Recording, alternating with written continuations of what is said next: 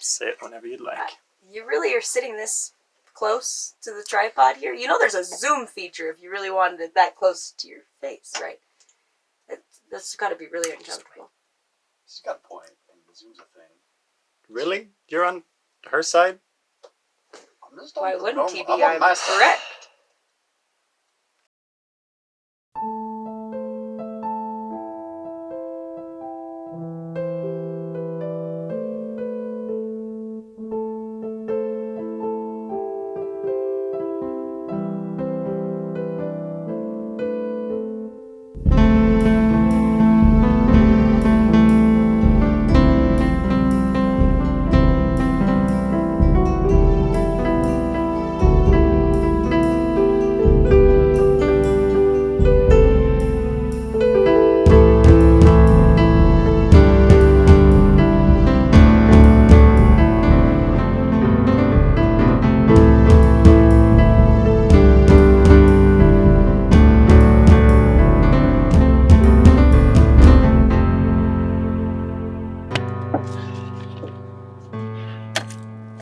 Took you long enough.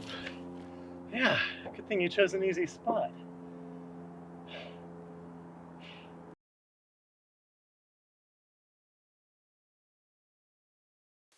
Chapter 14. As a note, if you hear any noise, it's to make sure that Scar doesn't walk in on us, so I hope that works. Excellent. Also, at the end of the last chapter, I think I said that Scar pulled out her gun. I just remembered that could not have been the case, so that aspect is not there. Anyway, Scar kicked open the door, and we saw the two Profithians on the far side. They immediately whipped out their firearms at us, but Scar and Darren are super fast. Scar raced out, punched the first Profithian in the throat, and ripped the gun from his arms, as Darren ran out and swept the legs out from under the first Profithian. He grabbed the Profithian's gun with one hand, and its traveler in the other hand, as I pulled out the flower gate and sent the Profithian through, so that Darren was still holding its traveler and its gun, so it couldn't cause mischief. This Scar's Profithian reached for its traveler, but she grabbed its arm and twisted it, ripping the traveler from off of its uniform, as I raced forward and captured it in the gate and sent it through to Saramea, where we had people that could take care of him. You know what I mean. We listened for any kind of alarm or anything, but the only sound was Darren's heavy breathing. We were safe. And Andrew pressed stop on his recording. He'd been filming the whole encounter, and he was like, "Oh, that was so cool." As we calmed down, Scar pocketed the traveler that she'd gotten from the Profithian and pulled up the gun. And she said, "Well, no new technology here. This looks the same as the Profithian stuff from before." And Darren said, "But this is new." And he turned to the wall and tapped an orange ISO hexagonal plate that was on the wall. And it glowed slightly, as all of the corrupted orange ISO did. And I said, "Well, that explains why Destiny couldn't see anything in here. They must have these all throughout the building." And he said, "Interesting." We made our way up the staircase, which Andrew thought was incredible. It was a staircase. And he asked Darren how stairs were developed, and he said, "I'll tell you later."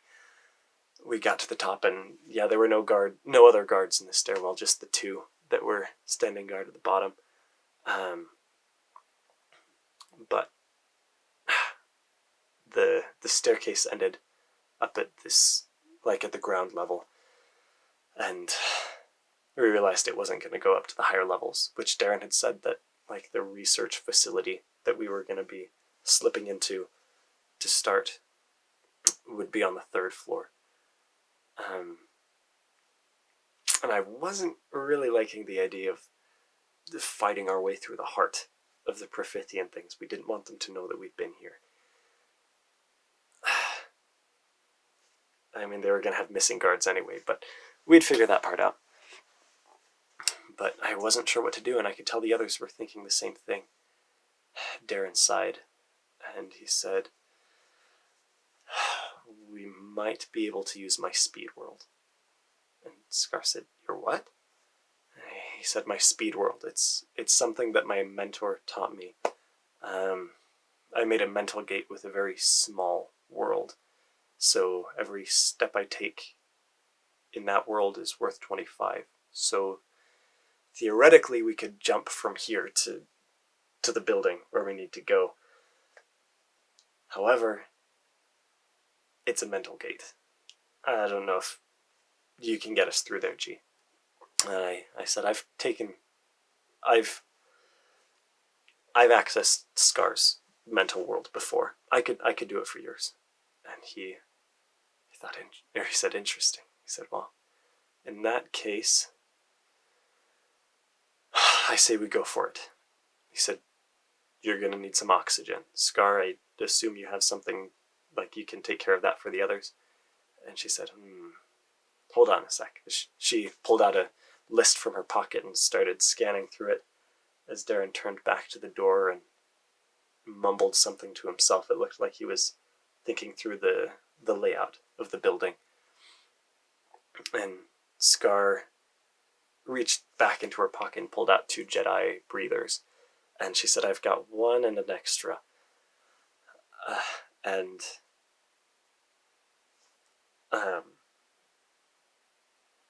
Andrew was going to need one. And I started to say, well, Scar and I could share. And she said, we're not talking about this right now. You take it. I can hold my breath. And Darren was like, are you sure?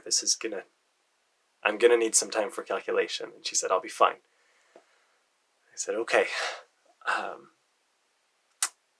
And so I took the Jedi breather, and Andrew took the other, as Darren pulled out a calculator.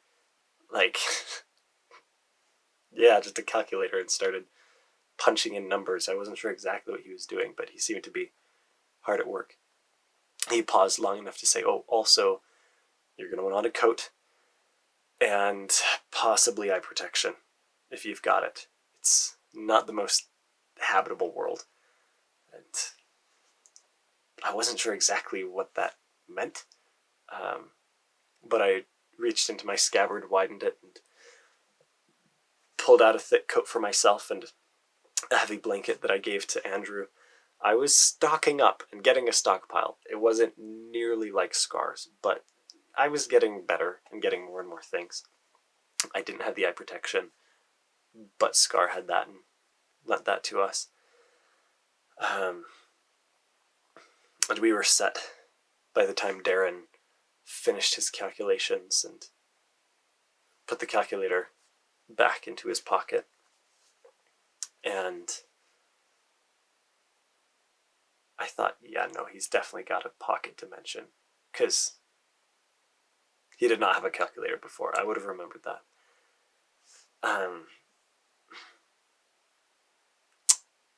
But yeah, he said, all right, we're going to have to take care of things here, because, again, there's no air there. He said, we're going to have to go back to the world of truth, Saramea, because that is my anchor world. That's the only way I can get to my speed world. But we're going to have a link to this point, and an item-based gate is not going to get us where we need to go. He reached back into his pocket, and like his inside jacket pocket, and pulled out like a clip thing and told me to put it on. Well, he like pressed a button and had me put it on the flower gate. And he said, this will change the way it interacts with things. That'll help us get to where we need to go. It's only going to work for 5 minutes the moment you attach it. So let's talk through what we're about to do. He said, we're going to get back there, and we want to avoid the guards that we just sent through. So the moment we get through, I'm going to open the gate to my speed world. And I need you to take us right through. I'll figure out where we need to go. Don't try to talk, just use hand signals. My mask has a microphone in it, so I'll be able to communicate with you. and then we'll have to get back to the world of becoming, or back to the Saramea, and then on to the world of becoming. You got that? And I kind of had it. And I said, all right. And he pulled a face mask thing that covered half of his head and put it on and pulled out his phone and pressed a few buttons. And immediately through my earbuds I could hear his voice coming through.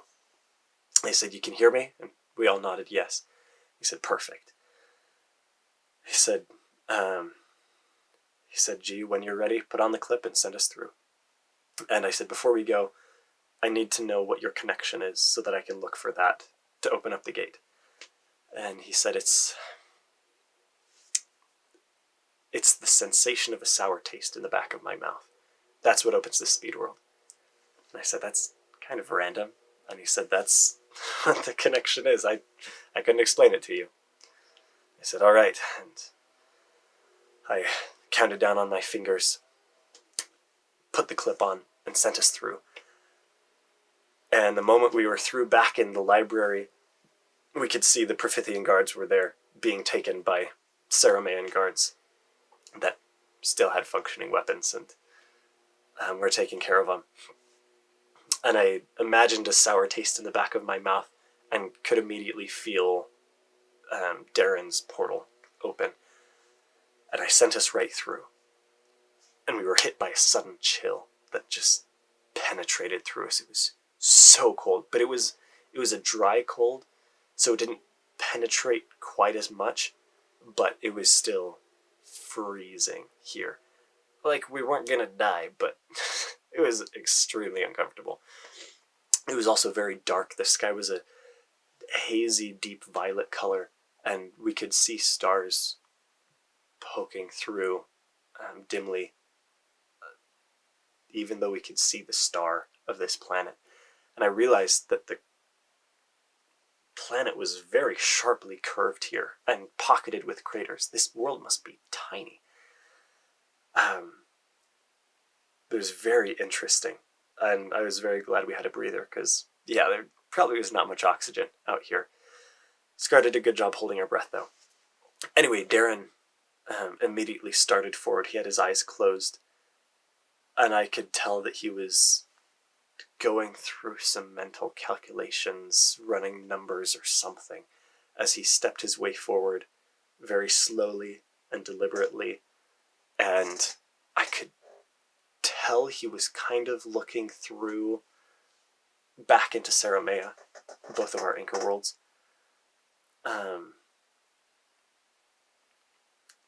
And I could tell he was trying to work fast, but correctly. But after a minute or two, Scar, I could tell she was running out of breath, and I took a big breath and offered her the breather, and she looked embarrassed. I don't know why. We'd kissed many times before. Anyway, she took the breather and took a few deep breaths and passed it back to me. And I was breathing again. And Darren told us all to come and stand by him. We didn't want to move too much because we didn't want to get sent off course if every step was going to be worth 25. But he stood and he told me to put my hand right where his was, and so I put my hand out and he positioned it down, and he said, I want you, can you feel it's a Saramayan construction project where we're gonna stop, second floor, just by this corner here. I could see where he was directing me, and I nodded to him. I said, perfect, take us through. And we opened the gate and came back through, back to warmth and air, and we pulled off the oxygen in the coats, and it was good to be back in a habitable world. It was in the middle of a construction project, a building that they were building, and the two Saramayan workers that were there were startled to see us come through. When they recognized me, they weren't scared, but still caught off guard as they were laying floorboards on the second floor. But we were still on time crunch. And Darren, pulled off his face mask and closed his eyes, and I could, and it took the flower gate and was feeling his way through, not as carefully as before, but much more deliberately. As he did, we packed away the coats and the blankets and things, and I said, okay, this is it. Gee, everyone come over here. And so we came to him and he said, gee, I want you to feel into the world. Can you see a room that has projects and shelves and things? And I felt through, and I could see the room that he was talking about, that there were tables all through the center and shelves all along the sides and technology of some kind all along. And he said, I can count 3 guards. Are there any others that you can see? And I looked through and I could see the 3 guards he was talking about, and I couldn't make out any others. So I said, no.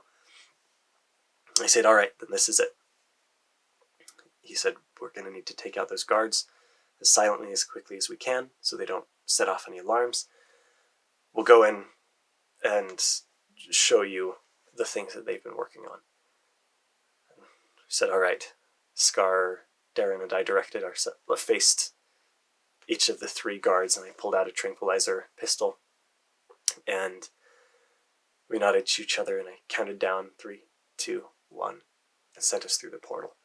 We came through, and as one, we fired at the Profithians and knocked them to the ground. Not killing any of them. I still didn't want to kill them, but knocking them out. And we waited, and there was silence. So I tucked away the gate, and Scar and Darren pulled out their phones and started recording the equipment, just like seeing what exactly there was, so at the very least we could guess what these things were. As I went over and sent each of the guards through to Saramea, because we didn't want them waking up here.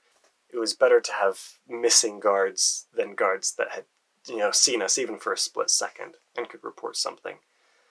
Still not ideal, but the best we could do. As I looked around, I could see there were at least 3 of the same orange plates on each of the walls. They definitely didn't want seers seeing this place, which was a pretty good signal to me that this was what we were looking for. The others were recording things, and I started looking at the objects that we had here as well.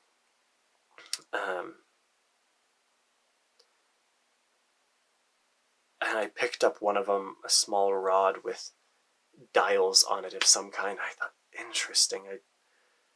All of the technology had green ISO to power it, and most of them had orange ISO as well to block siring. I could tell they were scared of me, which was a good thing. But suddenly my hand disappeared. I thought, what the? And I kind of dropped the item back on the table, and I looked, and I was invisible. I was still there, but I couldn't see myself, and I realized I was humming into Feather Life, which is kind of unconsciously for strength and support. It might have been, when I was holding my breath to help me hold my breath for longer. I'm not sure, but I'd started humming into Feather Life, and I'd copied the ability of this gadget, which I didn't know could happen. And I saw Scar look around, and she said, "Gee," and I said, I'm fine, I'm here. I just accidentally copied the ability of one of the gadgets." And Andrew said, "Whoa, they've got an invisibility device? That's so cool." And he went to set down the gun that he was holding that had ISO spikes along the sides as if it shot ISO bullets. Kind of freaky. Anyway, he set it back down, but not entirely on the table, and it slipped off and hit the ground. Some of the crystal shattered, and one of the bullets fired off and hit the far wall, splintering there, and it knocked 2 other gadgets off of the shelf near where it had hit. And everyone held their breath. Scar and Darren stopped recording, and Scar ran over to Andrew. And, we were sure that somebody had heard that. And she grabbed Andrew and said, "We have to get out of here." And Andrew said, Darren said, "We can't just leave this place. They're going to assume the worst." I said, I'll cover up our tracks. I could tell he didn't like that idea. And I didn't entirely like that idea either. But I went over to where Scar and Reggie were. To where Scar and Andrew were, and pulled out the gate and sent them back through to Saramea. Before I did that, I said, "We'll get out of here. Darren, you take care of it." He nodded. I sent them through, but I stayed. And I remained silent. I didn't move after I sent the other two through. And Darren came forward and he picked the gun up off the ground and started to pick up some of the crystal pieces and went to inspect the damage on the wall. He said, "Reggie?" And he looked around the room. I could tell he couldn't see me, or he was just a really good actor, which also wouldn't surprise me, but I was pretty sure he couldn't see me. And I thought, if there's any time to see who Darren actually is, it's now. And so I waited as silently as I could until the door burst open and Profithians rushed in. End of chapter 14.